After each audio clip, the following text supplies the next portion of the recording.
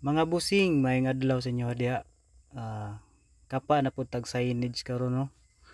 So ipasilip lang ako ni sa inyo ha kung giunsan ako ni pagkapa ning mga signage. Personalize ni siya kay Sir Justin D. Javier. Sir Doy, shout out sa mo diha. Owner ni siya sa ato Camp Cesaria. Nahimutang kini sa Purok 1B, Barangay Ilumabis, Kidapawan City. Napod ni sila FB page no. Camp Cesaria, bisitahan lang niyo dito. So 13 ni siya kabuk ang gipakapa ni Sir Doy sa toa nga mga signage nga ibutang niya sa iyang resort.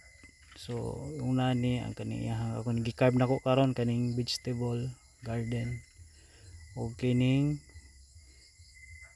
fishing village. So daghan ni siya no, na Javins Cafe, Sancho's Resto, Koi Pan, greenhouse, pigs, fishing village, o mo na to, flower garden,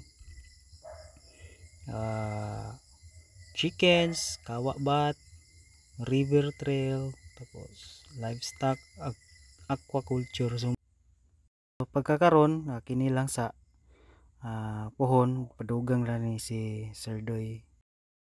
So mga boss, i-enjoy lang ninyo ang pagtanaw sa atong video.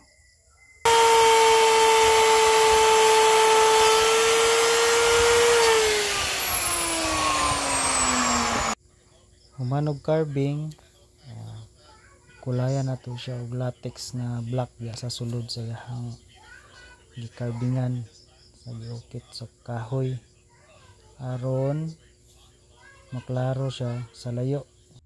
Mga boss, wala na po nako na siya gi fine ang pagpintura sa black kay bahalag makampat okay ra kay para katong sa mga gilid-gilid niya makuha to siya. So mo na yung resulta, so ako pa na siyang ginakuha yung gilid bahalag kampat kay sandingon lang ako na siya og flap disc nga 120. So pagkauga niya kuha na siyang sandingan, and then ako din na siyang isanding sealer, sprayhan, ugahon aron ready to siya ma varnisan og Hudson akong gamit na mga busing kay kuan man siya, outdoor man siya ibutang. So ulan og init okay kay siya, dili ni siya maunsa. So i-travel ni mo na siya, wala na ako na ginabalot kay gahi kayo ang kuan Hudson na to. So gi-deliver na nato na siya, meet up na nato si Sir Doy sa highway. So, salamat kayo Sir Doy. Puhon dugang na putag mga unsa na po di mo mga project na plano. Daghang salamat sa pagtanaw mga busing. Hehehe.